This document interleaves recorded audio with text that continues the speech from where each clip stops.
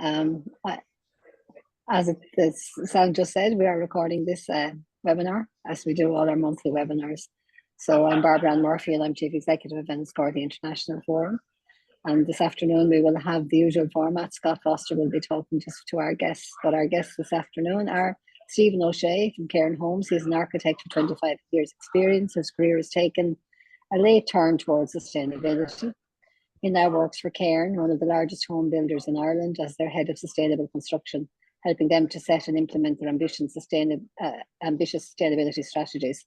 And he'll be joined by Jeff Colley, who is editor of Passive House Plus. I get that wrong. Yes. I say Passive House Network and it is Passive House Plus.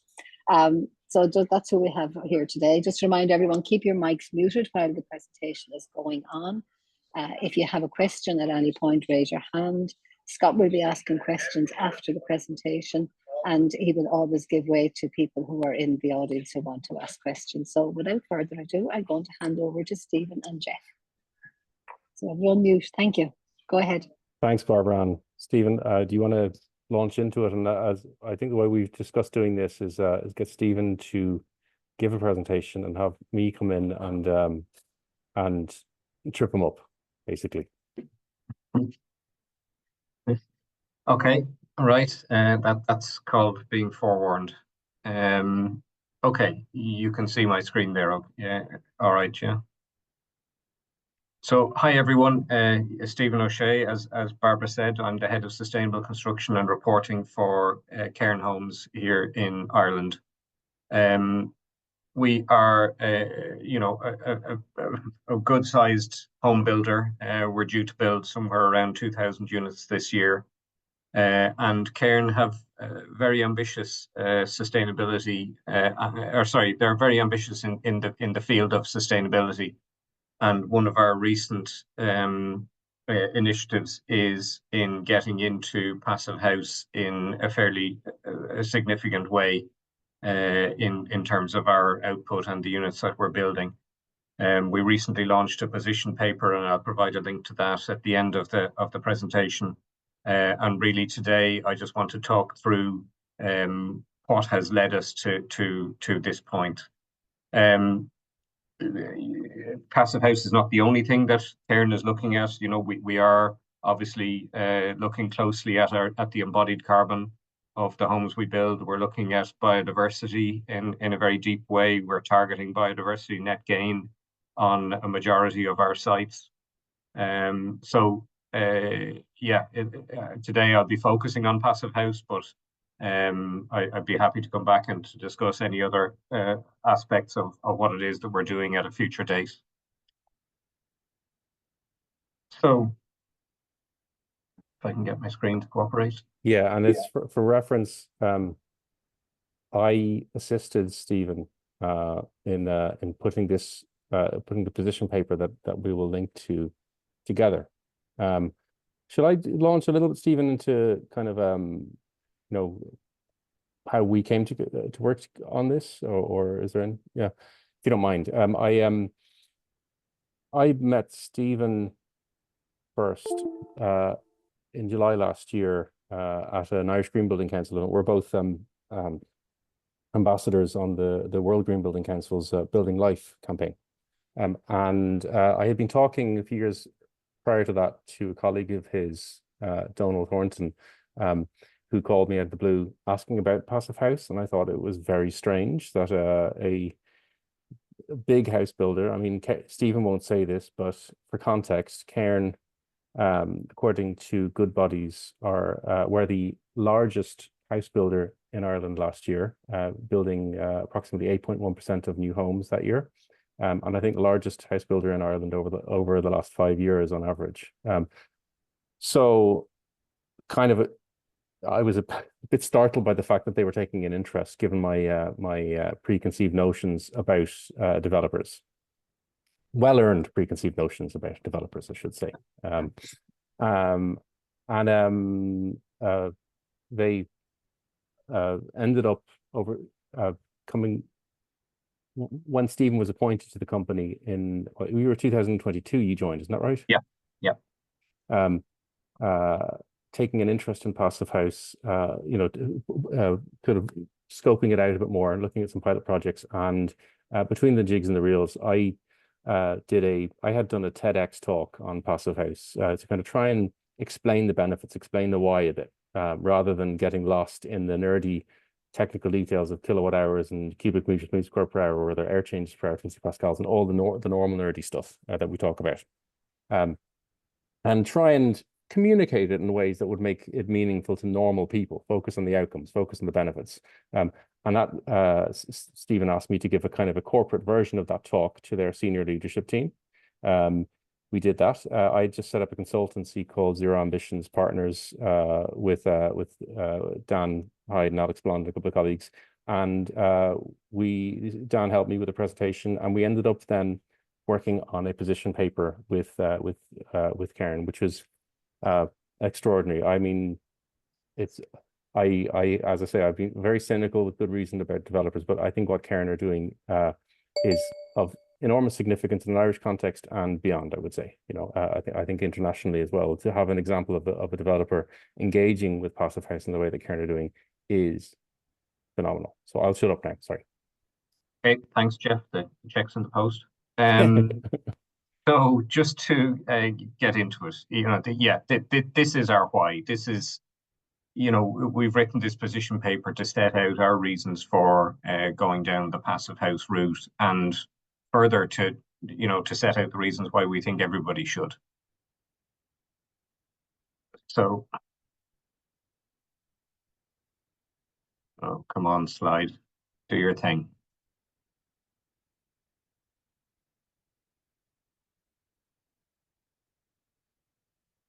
Now, so the way I've structured this presentation is to take a series of quotations from the position paper and really just use them as kicking off points to talk through some of our thinking here.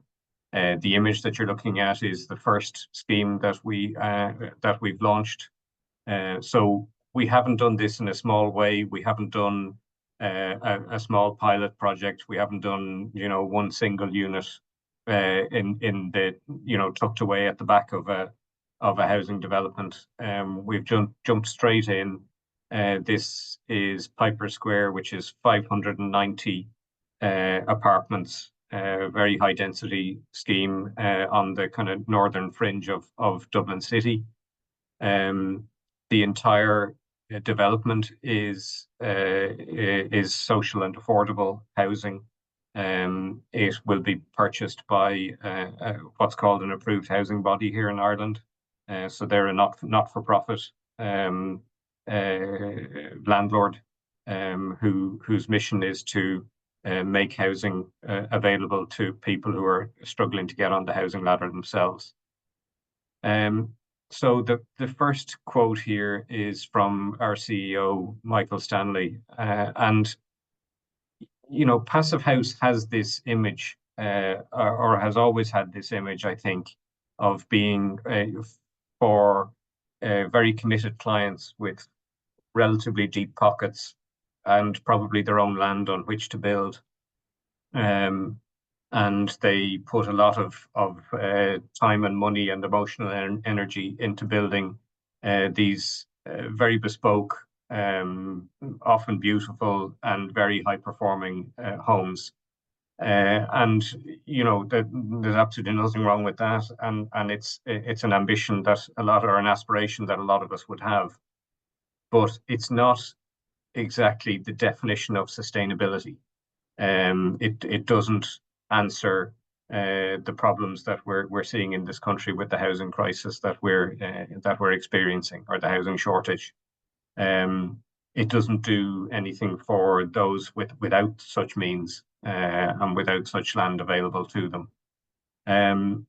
So really, what we wanted to do was, if you like, to democratize you know, that was a real ambition within the company. And when we chose this scheme as being our first, it was quite consciously that we weren't picking a high-end scheme for the private market. And further, enhancing the image that Passive House has of being somewhat exclusive. It was very much about making sure that these really, really highly performing buildings were available to anyone in the market. And then this famous quote with which a lot of people watching today will be very familiar, from Wolfgang Feist, the creator of the Passive House standard. He knew that if builders were changing the materials that they used to build their buildings, but they weren't seeing a consequent increase in performance, they must have been doing something wrong. And he made it his mission to establish what was needed to do it right. And when I look at this quote now, I think back to the late 80s when he started to look at this problem. I was, around then. I was in the industry then. I remember what it was like, and it was a very different landscape. So I have to compliment him on his imagination, being able to see, off into what would have seemed like the distant future to say, right, this is where building performance needs to get to. But fast forward 30 odd years, and we're in a space now here in Ireland. We have what are called the Building Control Amendment regulations. We have, pretty good building regulations on a national standard by comparison with other countries. So when you take the 5 principles of Passive House and you compare them to what we're now used to, like I say, 30 years after Dr. Feist started on his journey, the buildings that everybody is building in Ireland these days are highly insulated. They are reasonably airtight. Mechanical ventilation is certainly very common within the industry. It's not, absolutely everywhere, but it's a commonly understood as a concept. We are aware of the thermal bridging of the, what thermal bridging is and how the junctions in our buildings perform. So the landscape is very different now. We, in building to the Irish NZEB building regulations, when we actually drilled down into Passive House and we began to examine what the implications would be of switching to the standard, we found that we weren't really that far away.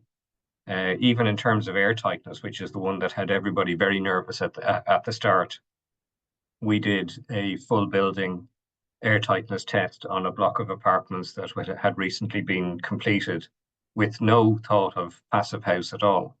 And the results were really pleasing, and it certainly gave our own teams a lot of comfort that they were building buildings to an air tightness standard approaching that of Passive House without ever having tried, just by going through their normal business as usual.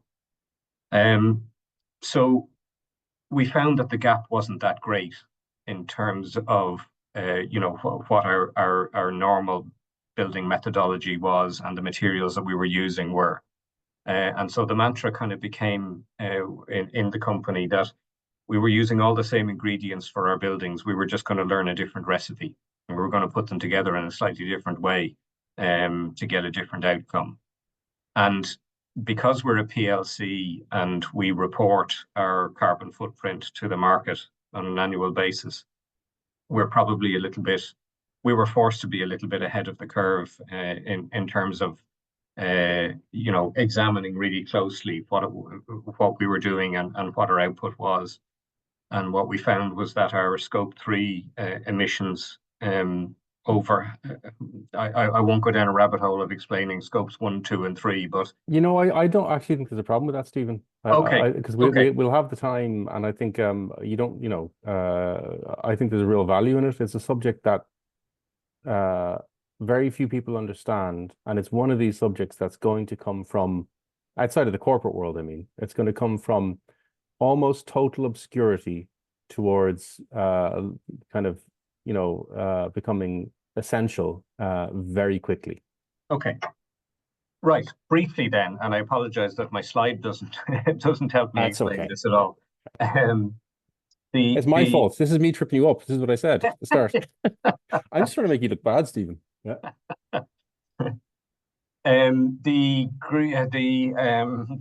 Sorry, the GPG, the greenhouse gas protocol. It splits every business's carbon footprint up into three scopes. Scope one is their direct operations. So it is literally the diesel fuel that goes into the generators on our sites. It is, the power that makes the cranes turn. It's the concrete mixers. It's the power drills, whatever it is. All of those direct operations on sites is scope one.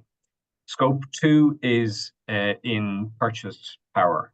So it's in the utility bills that Cairn pays, to keep the lights on in this building. And between them, scope one and scope two make up about 2% of our total carbon footprint. They are the scopes that everybody starts with. They're the ones that are, relatively easy to measure. And then when you kind of get a handle on those and you begin to understand a bit more about how things are working, you start to look at scope three, and that's really where all hell breaks loose. Yeah. In other words, there's no need, anyone thinking that they're going to save a lot of embodied carbon by switching to Amish building contractors, for instance, with horse-drawn cement mixers and so on, is going to be sorely disappointed. The focus is scope three is where the action is really at. Well, if those Amish builders are using a lot of steel and concrete, then yeah. they're not getting any. Well, that's true. Actually, they tend to go timber. Any benefit out of that. They tend to use timber. So actually, I change. I stand corrected. Not the best analogy. Yeah. So scope three for us, there are, I think, 15 subdivisions of scope three, but for the purposes of nearly every conversation I have about it, we'll just concentrate on two of them. Scope 3.1 is purchased goods and purchased services and materials. So for a company like Cairn, that encompasses all of the materials that we purchase, and it encompasses all of the activities of the subcontractors we employ on our sites. Wrap that all up as embodied carbon. And then scope 311 is the use of sold products. So for a home builder like Cairn, that means that we have to report on the carbon resulting out of the energy usage needed to heat and light and ventilate the buildings that we build for a period of 60 years after we hand over the keys. So they're two really, really big numbers. They completely dwarf anything in terms of diesel in generators or, our staff travel or anything like that. Roughly speaking, we're talking about 48% is embodied carbon for us. 51% is the carbon in use, or the operational carbon, and then the little balance that's over is the entirety of scopes 1 and 2. So when you're looking to decarbonize in this case, but when you're looking to reduce, big numbers like this, well, my instinct always is, let's start with the biggest one and see what we can do with that. And when we dug into that operational carbon figure, one of the things there was a couple of things that jumped out at us. But first of all, how do we make the homes that we're building more efficient? How do we bring that number down? And then we came across the dreaded performance gap. And the performance gap, to go down another rabbit hole, is the difference in it's a measure or a description of the difference between what your energy certificate, your BER rating, as they call them in Ireland, what that certificate says your home should consume in terms of energy versus what your utility bills are telling you that it's actually consuming in terms of energy. And ironically, it has been shown that the more energy efficient your house, or at least the better your BER rating, the worse it performs in relation to its, or sorry, the worse the comparison with its real world performance. It's a scale from A to G, and what it does is it stretches the performance at both ends. So the scale would have you believe that A-rated houses perform better than they're actually going to, and that G-rated houses perform worse than they're actually going to. And the reality is that everything is really bunched around the middle. So if you have a C-rated house, your BER cert is probably reasonably accurate. And I think in this case, what's really happening, I mean, this is just my kind of blind prejudice and opinion, or whatever speaking, but it's that in a poor, in an inefficient house, people do the opposite of comfort taking. It's sort of like punishment taking, people, because they can't afford to heat the home, or because the home is incapable of being able to maintain a comfortable temperature, they suck it up and they accept the discomfort and pay, I suppose. I remember years ago actually seeing a senior banker present at a conference, just when the banks were starting to take an interest in green building, talking about using the BER as the basis for making assumptions around disposable income or ability to repay a mortgage and stuff. And he'd use his own house, I think, in a nice leafy part of Dublin, large house. And he had an F or a G rated period building, or probably well, in fact, they could almost be exempt, but it was at the very bottom of the scale in a large house. And he had absurdly high figures. I mean, it was in the region of, oh God, €8,000 or something like this. The kind of figures that there was a kind of a sharp intake of breath from people in the room. I think a realization that for most people, you're just never going to be in that ballpark of usage because you can't afford it. So yeah, I think that's the issue. And similarly with A-rated homes, people have a higher expectation of those homes. Exactly. Yeah. Yeah. So the kind of upshot of all of that for us when it came to reporting our carbon footprint is that we applied a penalty of 39% to the operational carbon figure for each and every unit that we were building. And that really was I'm going to say that the second coming of Passive House into Cairn, the first being Jeff's conversation with Donal in 2020, and I think that was about seeking to build the absolute best buildings that we could, and maybe to have a bit of a USP to set us apart in the market. Whereas now I was coming to it from the point of view of reporting on carbon and very much from the PLC angle, and having to be very open and transparent about these figures and what can we do about them in a very open and transparent way. And I knew from before, even though I've still never built a passive house. I have since done the passive house designer course, but I had some knowledge of the standard. And one of the things that of which I was aware is that the performance gap was narrowed to almost nothing when it comes to passive house. So there's a 39% reduction that we can make straight out of the gate by making what turned out to be a few relatively small changes to the way we work. Okay, is that enough of those rabbit holes? Will I move on? You're happy with that? Okay, we'll find some more, I'm sure. Yeah, go on. Yeah, exactly.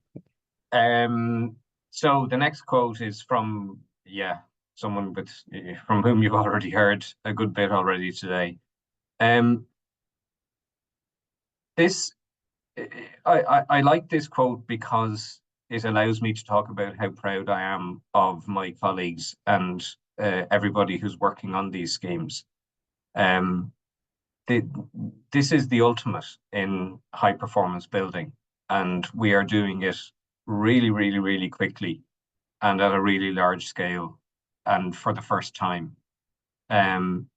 So it really can't be, it can't be underestimated. Sorry, their efforts and their contribution to this story shouldn't be underestimated.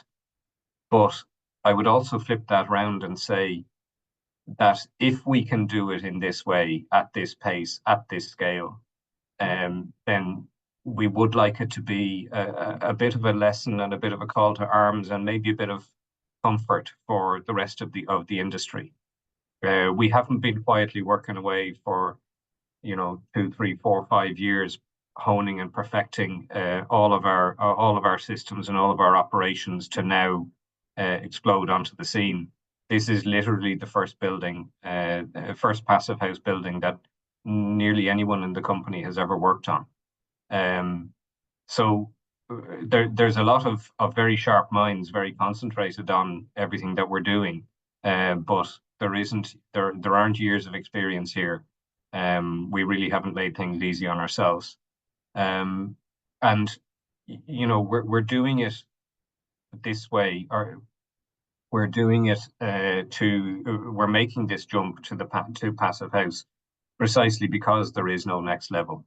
We can add to it in that we can increase renewables contributions from future buildings, but we'll never have to go back and retrofit any of these buildings to bring them up to a 2030 or a 2050 standard. This is as good as it gets, or as good as it practically can be at this kind of scale. And this is what I was kind of trying to get at here, if I can interpret my own words. If I can get into my own head and think what I was thinking was that in Ireland, for instance, many people in the industry will be familiar with the fact that this has been happening in countries around the world. There's been a progressive approach to improving building regulations over time, incremental improvements over time, and that can be quite problematic, I think, for a developer that's working on big projects with phases, multiple phases over periods of time. You want to have a bit of certainty about how you're going to be building. The thing with passive house is that it's a settled standard. So it means in terms of the thermal performance requirements, at least for buildings. This is not to say that there are not a bunch of other things that need to be tackled.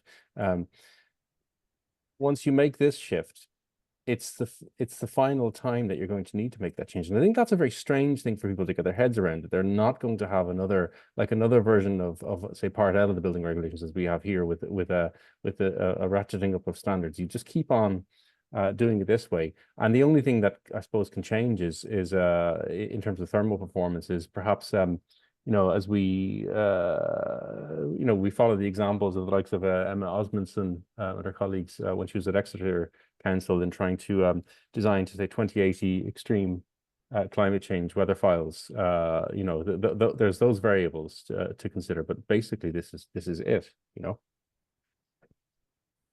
And you're correct.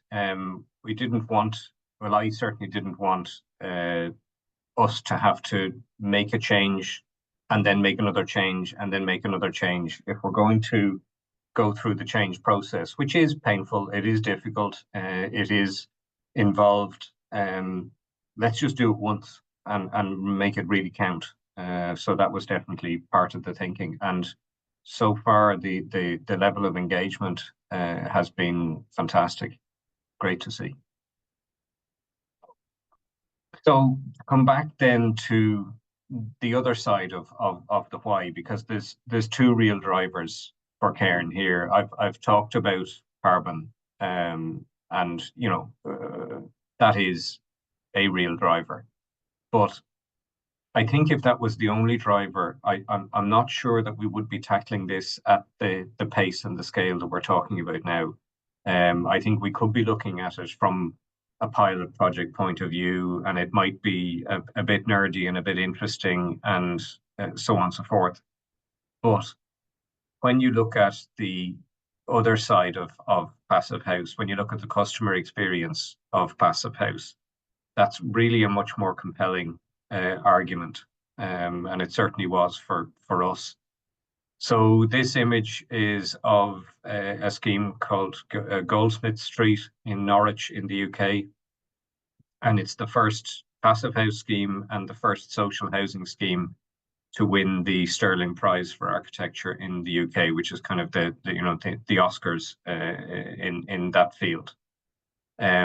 It's a beautiful little scheme, but it is for a clientele who are at greatest risk of fuel poverty. There's real social need.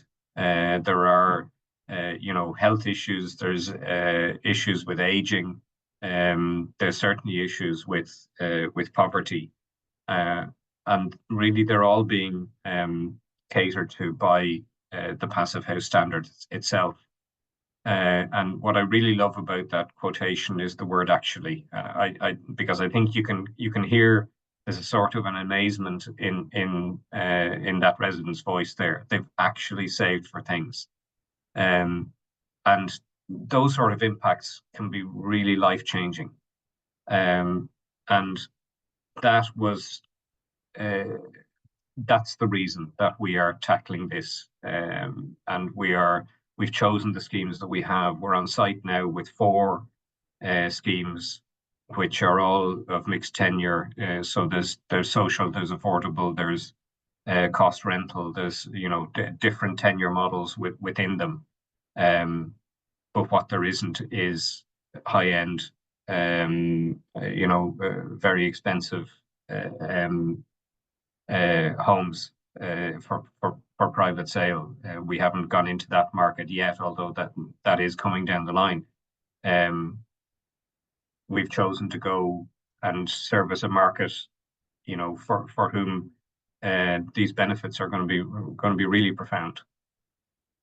I'd just like to say as well at this point that one of the things that really added to my delight at that project winning, I mean, and it's worth reading up on. We wrote about it in the magazine at the time. It's just, it ticks so many boxes. It's a timber frame building built by an Irish timber frame supplier, insulated with cellulose and recycled newspaper insulation, very high density in spite of it being low rise.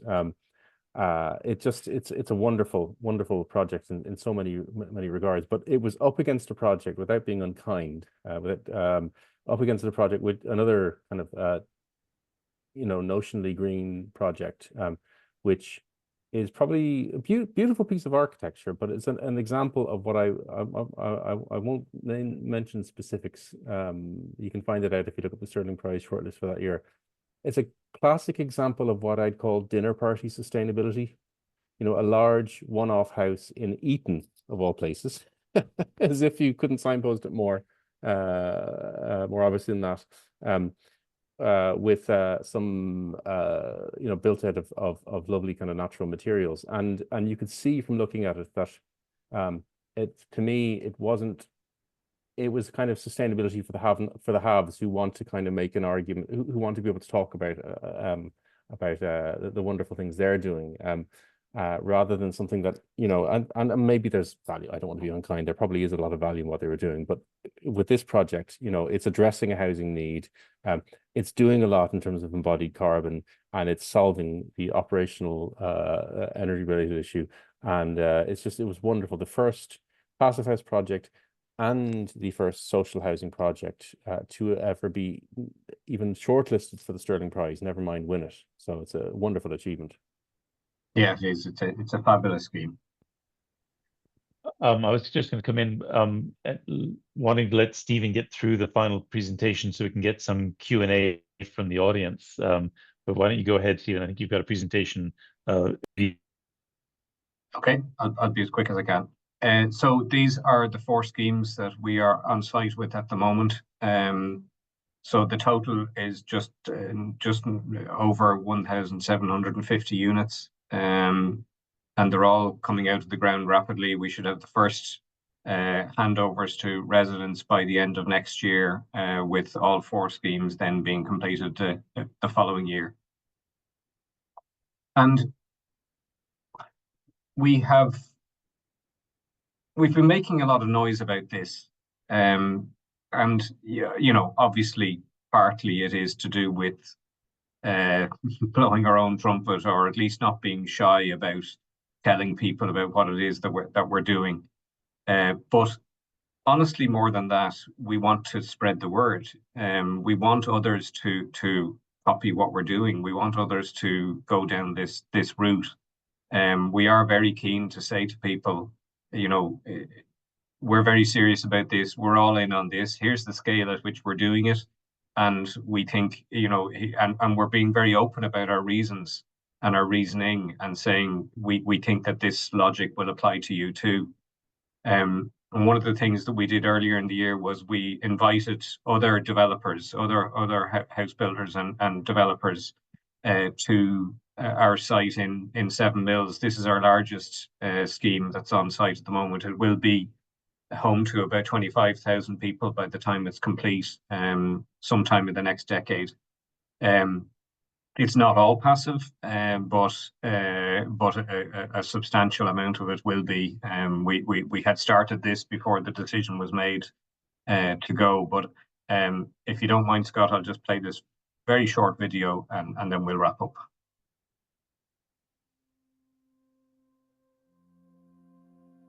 A year ago, last June 2023, a group of developers came together who were either on the journey of Passive House or else considering it. So it's really gratifying now that a year later we're here on our site in Seven Mills, and we are showing that same group around one of our Passive House developments.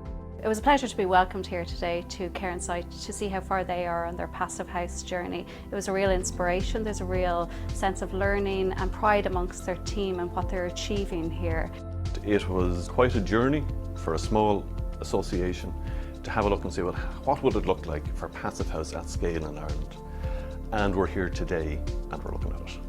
1,700 units being built to the Passive House standard for the very first time in Ireland by the largest builder of homes in Ireland, Cairn Homes. Our journey on Passive House has gone back to 2010, and I want to commend Cairn for bringing the developers here today. This is all part of a Passive House development group, which is a fantastic initiative within the industry. They're creating a new neighbourhood, they're creating a new town, and they're doing that to Passive House standards in a substantial way.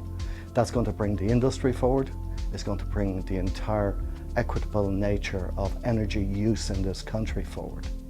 I wouldn't associate big scale developers with delivering this kind of quality and being this kind of committed to not just ticking boxes or trying to appear to be doing the right thing from a sustainability perspective.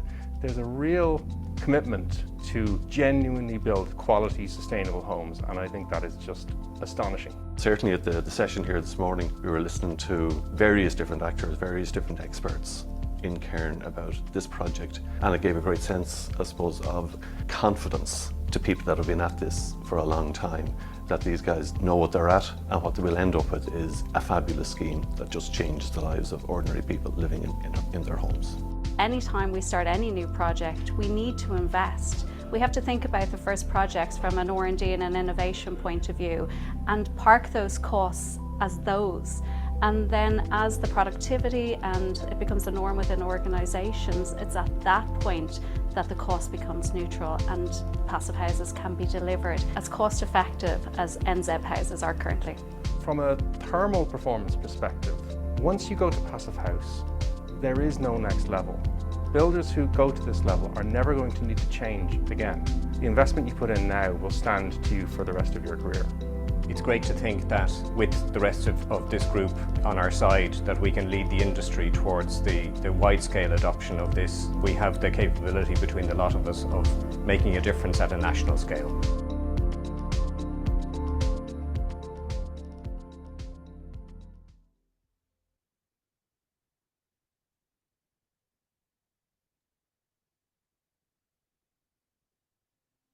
Thanks, Stephen. You're welcome. That is, yeah, that's everything I have. And I the QR code, if anybody wants to get their hands on our position paper, you can use that. Yeah, it's available from there. All right. Well, thank you very much. And that was a very impressive presentation. I just have to congratulate you on what you've done, what you've been doing. It's very impressive. As Barbara Ann said at the outset, I will always give preference to anybody who's got a question. So if you've got a question you'd like to ask, please raise your hand and I will call on you. I'd like to start off with a couple of questions. One we discussed the other day. If you look out 5 years from now and say, looking back over the previous 5 years, how do you define success? How can you see that this policy shift has actually worked for you? From my view, given what you've just gone through, it has a lot to do with your scope 3 reporting, but I might have that wrong. And then maybe you could speculate as well about your value chain. Yeah, look, I guess I would look at it in two ways. I'd look at that success in two ways. And you're right. One of them is that we will be able to report to our shareholders that we are on track to hit our 2030 science-based target for decarbonisation of our operations. But I honestly think a little bit like the difference between scope 1 and 2 and scope 3, that's just Cairn, and I don't think it'll have been truly successful if it's only us that are talking about those things. If we're able to look at the industry and see that every other developer in the country has followed our lead, and maybe that some county councils or city councils have said, well, look, those guys are over there doing it and making a profit. You know, there's absolutely no reason why we can't do it in our operations and so on. So if we can look back and see that there's that compounding effect, and we were able to show a bit of leadership and to have that followed by others, I think that'll be the real measure. That's quite a good aspiration. You almost put yourself in the category of an influencer, the way you see things going. Is that something that happens a lot in the building industry, either within Ireland or generally, that people tend to copy good practices that are done by others? Do you see yourself in that role? Yeah. Yeah, we do. And you know, we even, you know, probably the first sustainability initiative that Cairn went really big on was biodiversity net gain. We were looking to the UK for leadership in that space. You know, we were looking to our peers in the UK, the Berkeley Homes, people like that. It's a legislative requirement in the UK now, but at the time, Berkeley were leading in the space and kind of showing a direction forward. And we very much took their lead in it. So I would see this as being our equivalent. You mentioned that your previous practice, and when you did the air tightness testing and all that, you were actually pretty darn good, that a couple of little nudges and you were up to the passive standard. Are you able to share with us what those kinds of changes were that you made that took you over the edge?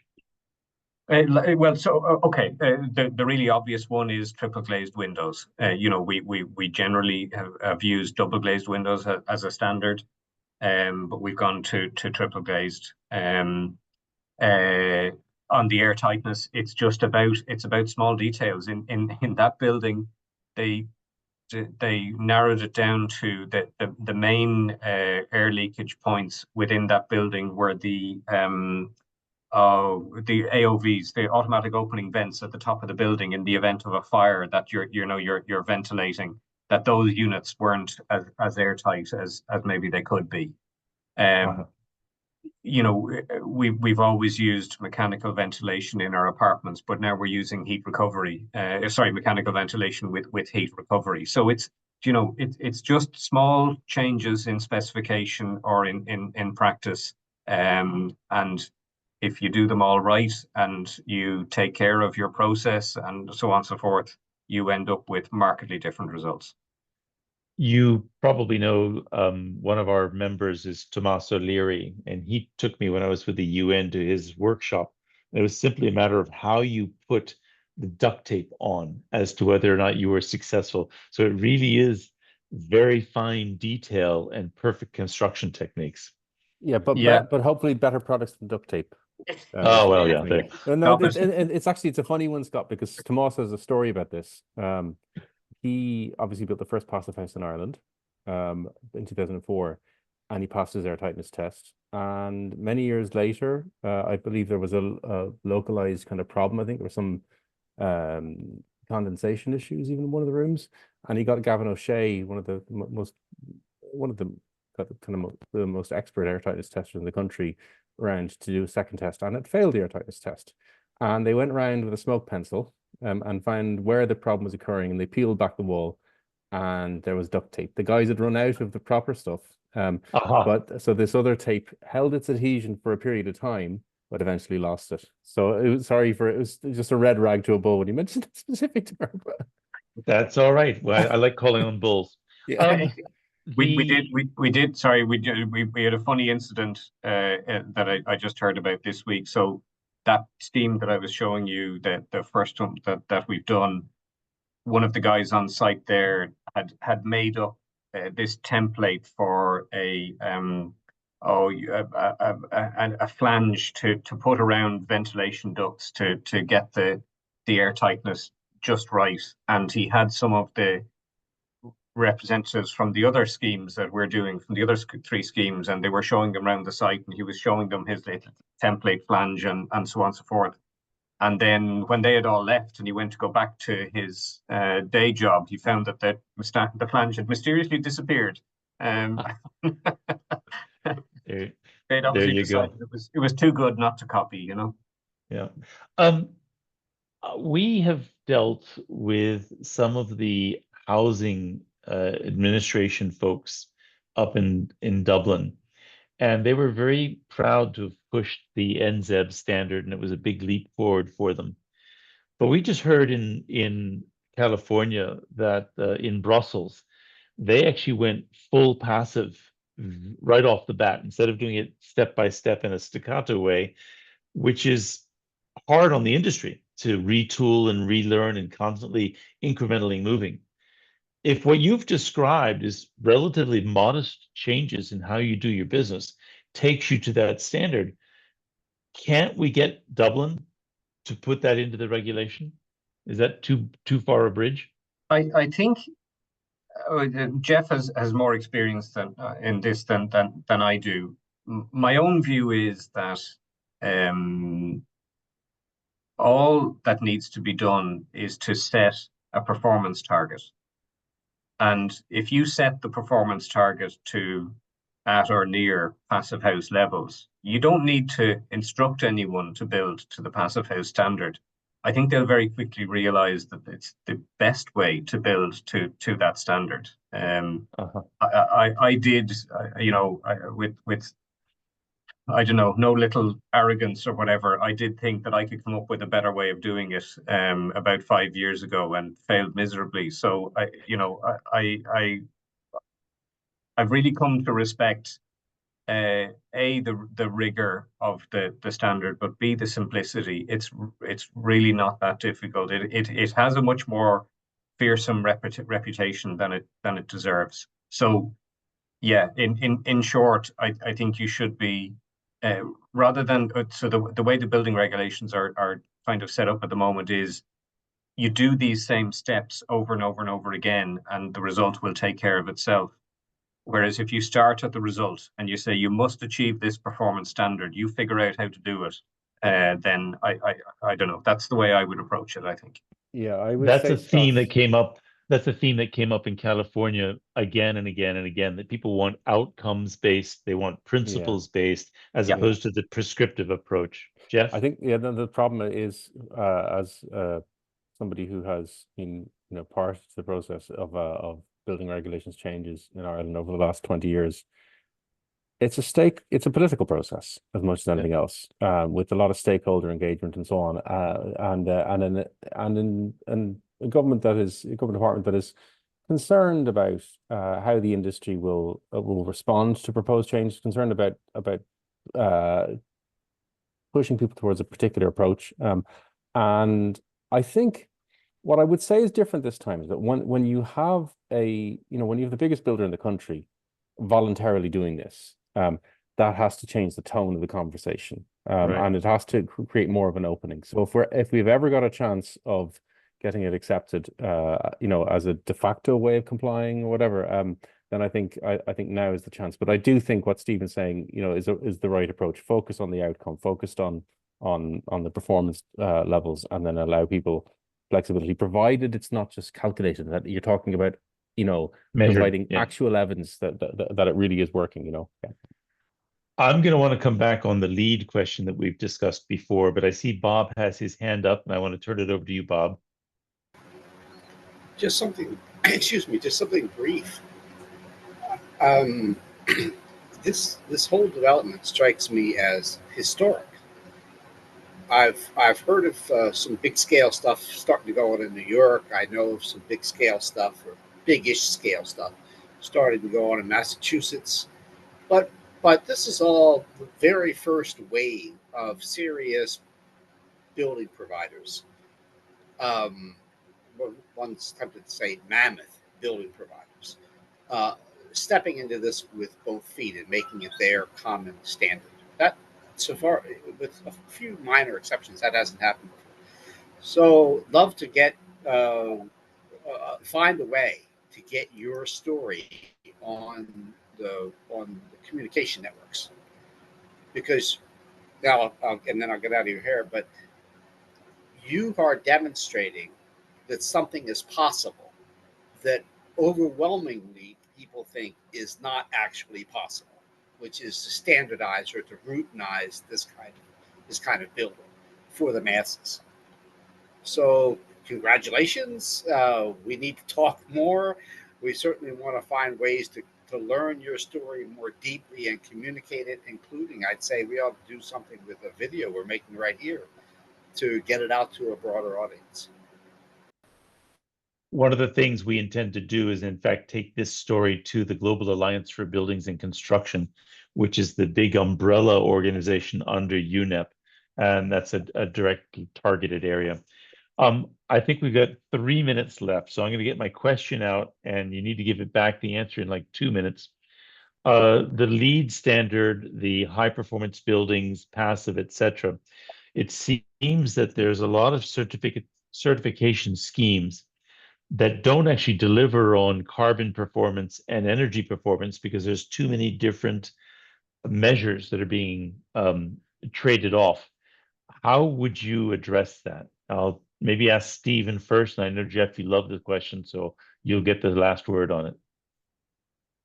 I suppose I'd be somewhat forgiving of the standard because it is so wide-ranging. Again, I don't have huge experience with LEED. I have a small bit, but all of our buildings, we seek to have them certified by the Irish Green Building Council to their Home Performance Index standard. It's not unlike, you know, I mean, it's another building assessment method, and right, they have to cover everything. You know, they do want every building and every builder to be looking at all different metrics and different initiatives. To me, the real value in an award system like that, or a rating system like that, is it's a very good way of getting large dispersed design and construction teams concentrated on one number. So that to me is the value in them. I don't think, well, it's like anything else. You can't let it dictate your actions, but it's a good way of measuring, you know, the things that you're doing for the right reasons. Okay. Yeah. Jeff, you've got a minute. I would just say they're important systems, the likes of LEED, but they have to try harder when it comes to things like energy performance. The HPI, which Stephen mentioned, that when it comes to energy performance offers you top credits if you meet Passive House, right? So that they can integrate them. People have a tendency to try and do their own thing, reinvent the wheel themselves, and we cannot afford to do that. We don't have the time, and these issues are too important. When we have something that's 33 years old that we know works, we have to stick to it. So I think nothing wrong with LEED.